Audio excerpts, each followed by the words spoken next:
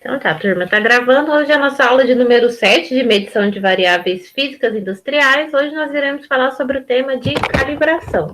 Então nós vimos nas aulas anteriores, né, sobre vários tipos de variáveis que a gente consegue fazer as medições, né? Então nós vimos a parte de densidade, o pH, nós vimos a condutividade. Então nós já estudamos várias variáveis que nós conseguimos fazer essas medidas. Mas quando nós temos qualquer tipo de equipamento, fechar. Quando nós temos qualquer tipo de equipamento, ao passar do tempo, esse equipamento ele vai perdendo a sua precisão. Então, para a gente voltar essa precisão, não, às vezes a gente não consegue voltar a mesma precisão de quando a gente comprou.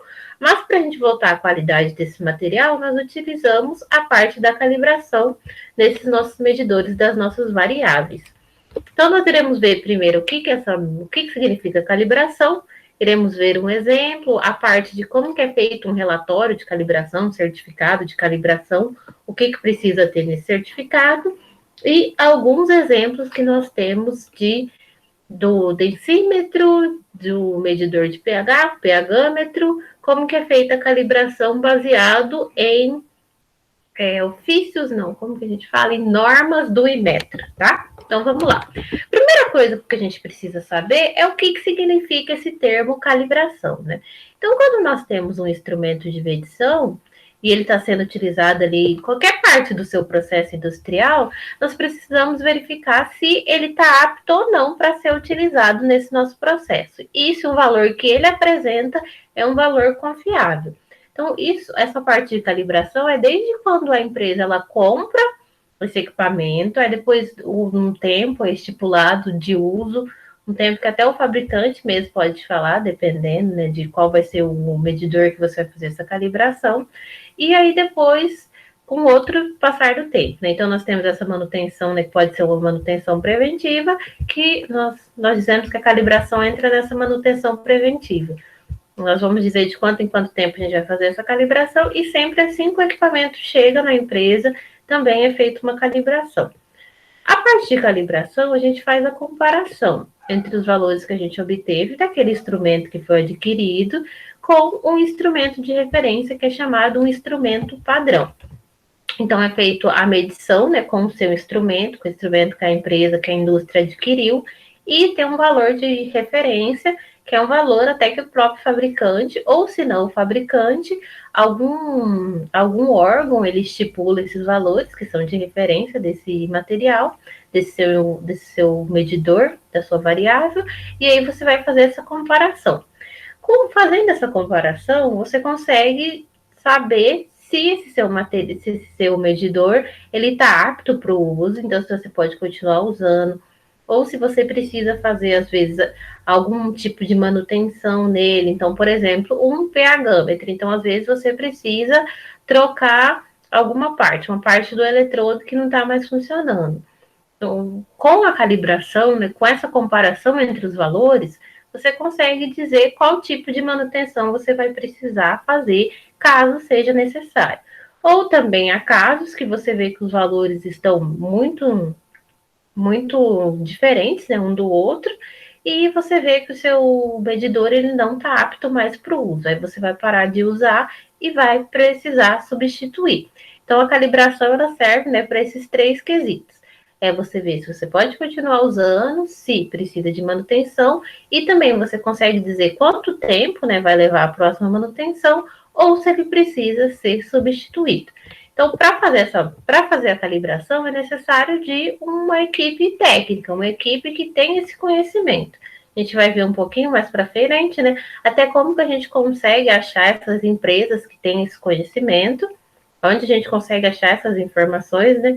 Porque assim como se a gente vai contratar qualquer tipo de empresa, né? A gente procura uma referência, ou a gente procura em sites, né? Que a gente sabe que são especializados, ou indicação de algum amigo. A parte da calibração, né, até o próprio site do Inmetro, ele tem uma aba ali que é todas as pessoas que são certificadas para fazer essa parte de calibração. Então, é realmente uma parte confiável de você ter a sua... ou você pode contratar, né, alguém especialista, dependendo do tamanho da sua indústria, compensa, né, da sua empresa. Ou você pode mandar o seu equipamento para ser feita essa calibração. Quando a gente fala dessa parte de calibração, né, o técnico, esse técnico que é responsável por fazer essa calibração, ele tem que conhecer esses dois termos. Então, a gente vai ver o que significa esses dois termos e saber utilizar esses dois termos, tanto na parte, né, desse certificado de calibração, quanto no seu processo de calibração, né, para saber, para você dar esse veredito, né, se precisa de manutenção, se está apto ou se não está apto, esse técnico ele precisa conhecer esses dois termos. Então, esse termo é a acurácia e a precisão. Então, vamos ver o que significa cada um desses dois termos. Quando nós falamos da precisão desse equipamento, significa que esse equipamento ele pode até ter um erro dentro dele, mas o grau que repete os valores que são medidos, ele é o mesmo grau que se repete esses valores. Então, pode realmente ele ter um determinado erro, mas se todas as medições que ele apresenta, aquele erro, né, que ele tem ali, ele sempre, ele não afetar tanto a sua medição. Então, por exemplo, eu tenho um termômetro, vamos usar de exemplo, né? Então, eu tenho um termômetro que ele, teoricamente, ele tinha que medir ali 20 graus Celsius, né? Mas ele está sempre medindo um grauzinho a mais. Então, ele sempre mede ali esse um grauzinho a mais. Então, ele mede 21, ou depois ele vai medir, ou um grauzinho a menos, né? Então ele mede 19, então ele está sempre com esse erro de 1, mas a gente consegue determinar que a gente tem sempre esse erro de 1, então é um erro que ele é conhecido. Então esse equipamento, ele tem uma determinada precisão. Quando a gente fala na acurácia, então só voltando, né? A parte da precisão ele vai ter esse erro, mas essa medida ela vai diferenciar pouco entre elas, né? E é um erro ali conhecido e aceitável. Então, por exemplo, eu tenho sempre um, então eu vou sempre saber que eu vou ter aquele um. É igual você deixar o seu relógio, né? Às vezes a gente fala assim, vou deixar o meu relógio ali 5 minutinhos para mim não chegar atrasado, né? Mas mentalmente você sabe que o seu relógio está 5 minutinhos adiantado. Então seria a mesma coisa de você ter um equipamento de medição. Qual que pode ser a parte ruim, né, ali de você ter um equipamento assim que você tem, que ele está sempre repetindo e às vezes ele tem esse erro, né? Você tem que deixar aquilo registrado em algum lugar, né? Então, até nas medições é importante colocar mais ou menos, né, um grau. Então, depende do qual equipamento que você está, qual variável que você está fazendo essa medida. Quando a gente fala na acurácia, é o quanto a média de um conjunto de medidas está distante entre os valores exatos. Então, é feita ali, é feita uma medição e é notado que esse valor ele está muito diferente do valor que é para dar exatamente, né? Então, esse valor, ele não tem, esse equipamento de medição, ele não tem uma precisão, então essa acurácia, ela tem que ser vista, né? Então, se foi feito no dia que foi feita a calibração lá do seu termômetro, né? Então, o ambiente ele tem 20 graus Celsius, mas aí foi observado que o medidor deu 15, aí depois o medidor deu 24, supondo assim, colocando os valores bem diferentes, né? Então, se a gente fizer uma média, se a gente for ver essa média, né, que é essa acurácia, tá bem distante do valor que tinha que dar, né? Então, o valor que tinha que dar era 20, ou às vezes assim, ó, 19,5. Então, foi observado pela acurácia, que é esse termo que a gente usa, que é quando faz uma média dessas medições, e observado que está muito distante do valor exato. Então, aí, esse equipamento, a acurácia dele, ele, no caso, ele estaria abaixo, né? E aí teria que ser feita uma manutenção, ou se não tivesse como, aí ele teria que ser descartado e utilizado um outro equipamento. Então, essas duas informações, elas estão presentes nos certificados de calibração. Turma, se eu estiver olhando aqui para baixo, tá? É que eu não sei se vocês conseguem me ver e ver a tela também do slide, mas se eu estiver olhando para baixo, é que eu estou cuidando do grupo de vocês para ver se deu certo, se alguém mais não está conseguindo entrar, eu estou cuidando aqui. Então, vamos ver aqui um exemplo, tá? Um exemplo que a gente tem de calibração. Então, vamos supor, né, que a gente tem ali um técnico e ele tem que estar sempre fazendo essas medições nessa faixa de temperatura, de 2 graus Celsius a 8,5. Ele recebeu um certificado de calibração de um determinado termômetro. E esse termômetro ele vai usar para fazer a medição do interior desse refrigerador, que tem que estar entre 2 a 8,5 graus Celsius. Quando ele recebeu esse certificado de calibração, Nesse certificado é uma informação que a gente já consegue ver que existe, né? Então, a gente tem o erro de 0,5 graus Celsius e uma incerteza nessa medição de 0,1. Então, a gente vai ter o erro e a incerteza. Então, a gente já vai conseguir determinar outras duas grandezas que estão no nosso certificado de calibração.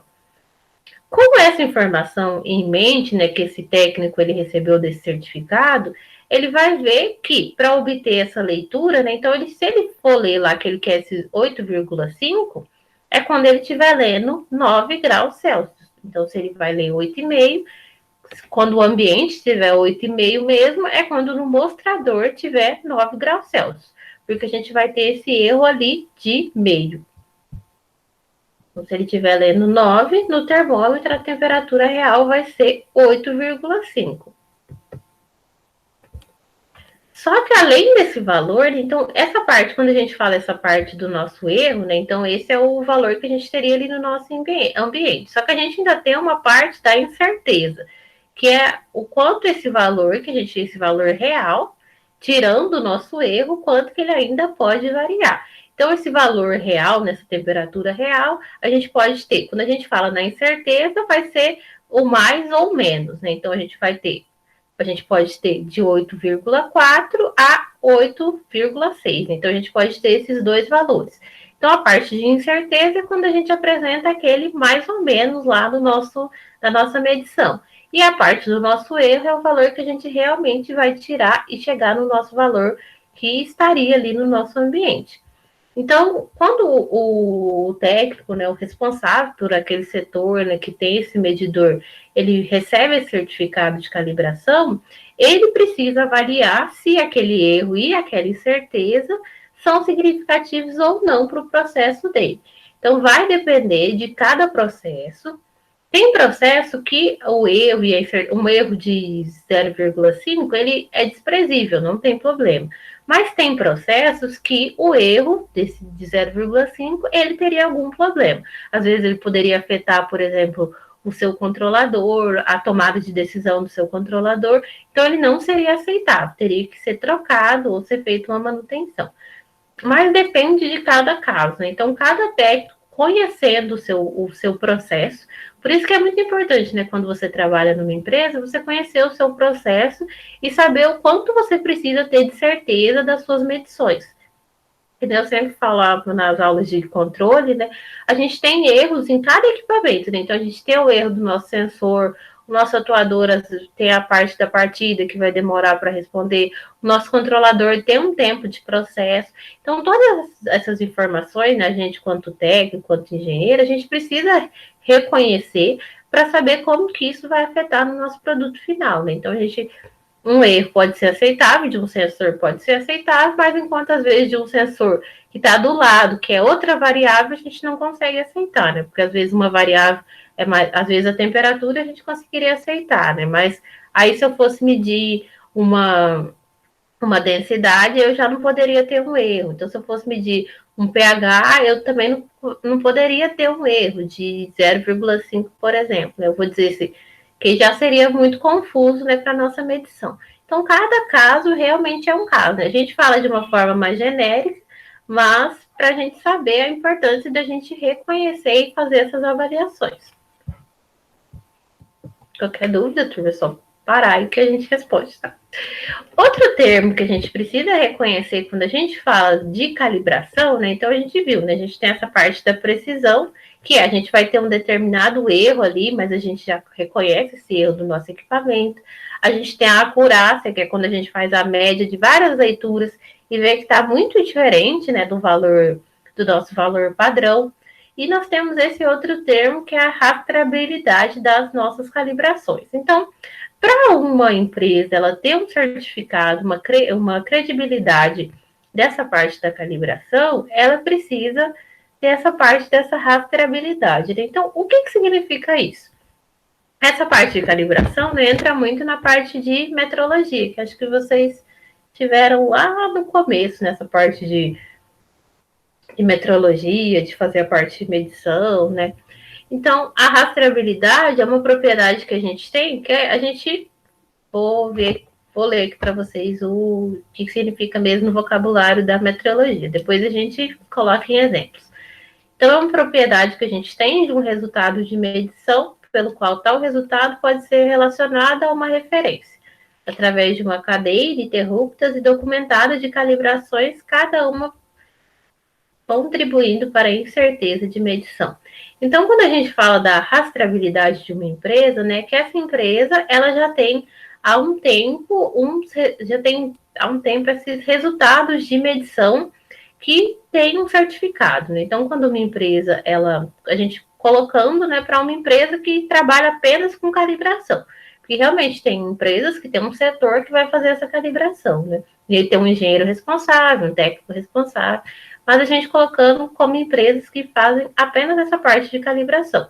Então, essas empresas, elas têm essas documentações, elas precisam apresentar, e essa documentação, esses conhecimentos que ela tem, contribui para ela ter essa parte dessa rastreabilidade, né? Então, o Inmetro, ele, para certificar essas empresas, né, ele faz esse acompanhamento e essa verificação dessas calibrações, né? Se estão seguindo o procedimento, então, se tem toda a parte de procedimento, porque tem equipamentos, né, que precisam ser calibrados, por exemplo, a 20 graus Celsius, outros a 25 graus Celsius, depende do equipamento. Então, se é seguido todo um padrão, é feita essa parte, né, e essa certificação, e a gente pode dizer que essas empresas, elas têm essa rastreabilidade da medição.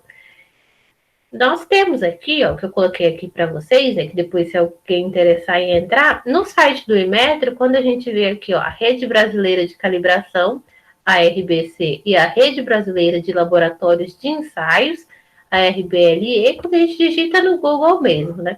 Então, no site do Inmetro aparece essa página aqui. Então, nessa página, a gente pode dizer qual equipamento a gente quer fazer essa medição. Então, se a gente quer fazer a calibração, né? Falei errado, falei medição, mas é calibração. Então, se a gente quer fazer essa calibração de uma balança, se a gente quer fazer a calibração de um termômetro, então tem a variável que a gente quer fazer essa calibração, o estado que a gente está. Então, nessa parte aqui, tem uma parte de localizar empresas, né? A gente consegue ver qual que é o equipamento que a gente quer medir e, através dessa variável que a gente vai fazer a medida e onde a gente está, ele diz todas as empresas que são certificadas. Então, são empresas que são analisadas, que têm um padrão para fazer essa calibração e elas entram no site do Inmetro. Então, é uma coisa mais confiável quando a gente vai fazer, caso a empresa tenha que mandar né, para algum lugar para fazer, então é mais confiável porque está registrado no site do Inmetro. E o Inmetro, ele realmente oferece, né, ele tem várias normas de como é feita essa calibração para se manter um padrão mesmo. Então, quando a gente fala de padrão, né, a gente fala em qualidade. Vamos ver aqui, ó, um exemplo. Então, a gente viu, né, alguns termos, a gente viu o porquê de fazer uma calibração. Então, quando a gente faz essa calibração, a gente vai ter uma tomada de decisão. Então, tem três possibilidades, né? Que ele está apto, precisa de manutenção, ou ele vai ser descartado, substituído. Então, tem alguns termos que a gente viu da parte de calibração, e agora nós vamos ver como que a gente faz a calibração de 3 equipamentos. O primeiro que a gente começa, né, o densímetro, né? Então, o densímetro, o próprio nome, né, a gente já consegue associar, ele vai fazer essa calibração, ele vai fazer a calibração do equipamento que vai medir a densidade, né? Então, a densidade, que é aquela quantidade de massa que a gente tem pelo determinado volume. Densidade a gente encontra em, por exemplo, parte de produtos farmacêuticos, produtos de cabelo, a parte de agricultura também, então a gente consegue encontrar em vários ambientes.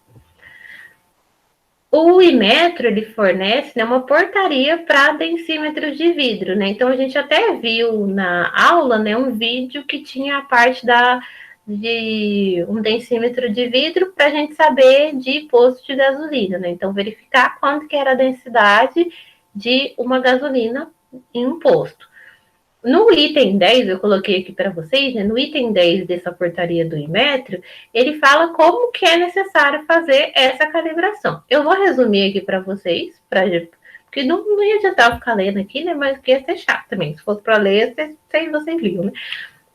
Mas ele é dividido em 5 categorias. Então, nós temos o ensaio visual, o dimensional, a determinação do eixo do densímetro em relação ao fluido, da resistência de fixação dos materiais que são utilizados ali no lastro, né, que a gente tem a caso do nosso chumbo, que a gente viu lá como nosso exemplo, e a determinação do erro de indicação. Então, quando a gente fala de fazer uma calibração de um densímetro de vidro, a gente tem essas 5 etapas que devem conter no nosso certificado de calibração. Então, todo o processo que é feito de calibração, ele deve ser relatado. Porque até quando você faz uma calibração, você tem uma responsabilidade técnica sobre aquele processo, né? Então, tudo deve ser relatado, que é uma forma também de você se proteger e se respaldar, né? Se alguém falar, mediu errado, não sei o quê, você fala, ó, eu calibrei, estava certo, pega aqui o relatório, e é isso, né? Então, é uma forma também da gente se proteger. Quando a gente fala nessa parte do densímetro de vidro, a gente começa ali com o nosso ensaio visual. Então, o ensaio visual é a gente realmente detectar de forma visual qualquer defeito ou imperfeição que a gente vai ter no nosso densímetro, né? Então, por exemplo, às vezes ele já está muito antigo, está muito gasto, a gente já não tem mais a nossa parte ali da identificação, a gente não tem mais a parte da nossa escala, está incompleta. Então, tudo isso deve ser relatado. Às vezes, a parte dos grânulos de chumbo, né, eles já estão se desfazendo, às vezes é um densímetro muito antigo, então tudo isso deve ser observado. Se a gente relembrar, né, do nosso densímetro que é utilizado para cervejarias, né, alguns eles vêm, né, com a faixinha assim, ó, se já foi adicionado quanto que está de álcool, quanto que está de açúcar, a parte da fermentação. Então, às vezes, se ele já está muito antigo, ele não vai mais ter, né? Então, isso pode ser uma coisa que pode ser relatada. E com o uso mesmo, dependendo de como que é feita essa escala, ela pode se perder, né? No ensaio dimensional, a gente vai ver a parte da quanto que tá os valores do nosso densímetro, né? Então, tem um item dentro desse regulamento que é os nossos densímetros, para cada tipo de material, né, que for para cada tipo de fluido, é observado uma determinada faixa. Então, aquele tipo de densímetro, você vai observar se essa faixa, se essa escala dele está correta conforme o regulamento. Então, por exemplo, para quando a gente fala de cervejarias, tem alguns que vai de 0,96 até 1,10, né? Aí, se você observar que o seu decímetro está muito abaixo, que ele já perdeu a escala, é algo que deve ser observado. A nossa terceira observação é o eixo do decímetro em relação ao fluido, né? Então, quando a gente faz o processo de colocar, tem ali a nossa proveta, e a gente vai colocar o nosso densímetro, ele precisa ficar perpendicular, né, a esse nossa proveta. Colocando dentro dessa nossa substância líquida, se for observado que o seu densímetro ele está torto, que ele não consegue ficar perpendicular, né? Que está meio pendendo para um lado, deve ser observado como um defeito do seu densímetro. O nosso quarto item é a resistência de fixação dos materiais que são utilizados no nosso lastro, né? Então, tem que se observar se esse decímetro a gente colocou a uma temperatura de 80 graus Celsius e depois foi resfriando naturalmente, né? Como que foi o comportamento desse decímetro, né? Então, será que ele manteve todas as suas características? Porque todos esses que são de vidros, eles devem manter a mesma característica, quando eles são aquecidos até 80 graus e quando eles são resfriados ali lentamente, né? Então, observar, né, como que tá essa parte, né, que a gente tem a parte do chumbo ali, né, que vai fazer esse peso para a gente ter essa diferença, né, da nossa densidade. Então, fazer toda essa observação para ver se continua igual, tanto quando aquecido, tanto quanto resfriado. E, por último, mas não menos importante, então são realmente várias etapas que a gente tem que seguir. A gente tem que comparar um valor padrão, então eu tenho um decímetro padrão e verificar se esses erros eles não ultrapassa uma divisão de escala desse densímetro. Se ultrapassar, considerando ainda essa incerteza, aí ele pode ser descartado, né? Então, o densímetro de vidro, a gente realmente vai fazer essa parte desse descarte. Até porque, se a gente for parar para pensar, né? esses densímetros não são tão caros, mas é feita essa parte de calibração para a gente conseguir até determinar quanto tempo a gente consegue utilizar, né? Então, tá sempre observando, né, essas 5 coisas que a gente viu, nessas 5 etapas. Começa ali de observar o visual, que é algo até que se alguém utiliza o densímetro sempre, né, tá sempre observando, até realmente fazer essa comparação com um densímetro que seja padrão. Agora, aqui eu coloquei alguns tópicos só para a gente ver como que realmente é feita essa parte dessa calibração, tá? Então, como uma empresa que faz sempre essa calibração, quais são os passo a passo que ele segue baseado em portarias do Inmetro. Então, nós vimos do nosso densímetro, agora vamos ver do nosso condutivímetro, né? Então, quando a gente estudou lá do parte do pH junto com o condutivímetro, a gente viu que ele é um equipamento que ele vai medir o quanto a gente tem de condução ali no nosso fluido, né? No nosso fluido, no nosso material, na nossa substância que a gente está fazendo essa análise. Diferente, né, da nossa resistividade. Então, o condutivímetro, usado, por exemplo, para ver a pureza de uma água, né, a parte do tratamento de água. Outra norma, né? Então, outra norma aprovada ali, essa norma da DIMEL, né? Uma norma internacional que é feita, que foi aprovada em maio de 2010. Então, gente, se a gente for pensar, já tem 10 anos, é bastante. Eu ia falar é recente, mas é até recente se a gente for comparar com as questões das normas, né? Mas já faz 10 anos. Então, a gente tem que fazer algumas análises também desse equipamento, né? Tem algumas etapas que a gente vai fazer essa visualização. Então, a gente começa ali desse item 14.4 da condutividade elétrica, né? Então, é analisado se esse condutivímetro está configurado para não permitir correção de efeitos de temperatura. Então, essa parte aqui é quando a gente vai realmente fazer essa parte dessa calibração. Então, a gente já tem o nosso equipamento, já foi determinado que é o prazo ali dele fazer essa calibração. Então, a gente vai mudar. A gente até viu um vídeo, acho que vocês vão se lembrar, né? Um vídeo que o rapaz ele mostra quanto que muda a condutividade ali quando a gente adiciona sal na nossa água, né? Então, usando aquele equipamento, né, como exemplo, primeira coisa que faz é determinar para ele não corrigir o efeito de temperatura, porque esses densímetros, eles têm que estar medindo a 20 graus Celsius, né? Então eles conseguem fazer essa correção automática para saber qual que é o valor real. Então a primeira coisa é você desconfigurar essa função. Depois você faz essa medição, registra 10 medições no intervalo de 3 minutos e dependendo de quanto que deu esse seu valor, né, se essas correções são pertinentes ou não, então se você tiver um erro ali de 2%, adicionando um determinado valor, o seu densímetro ele tá ok, né? Então se você viu, porque tem toda uma questão de temperatura, então se você viu que o seu densímetro tá com um erro de mais ou menos 2%, sem essa correção de temperatura, o seu densímetro tá ok. Depois de você fizer 10 medições. A segunda parte que deve ser analisada é analisar essa parte de temperatura, né? Então, você precisa fazer a parte de observar quanto que tá você... Peraí, turma. Então, você precisa fazer a observação de quanto que está a sua temperatura quando você vai fazer essa segunda etapa, né? Então, o seu condutivímetro, ele precisa estar a uma determinada temperatura e você vai utilizar ali um termômetro junto com o seu decímetro para você fazer essa segunda etapa da sua calibração.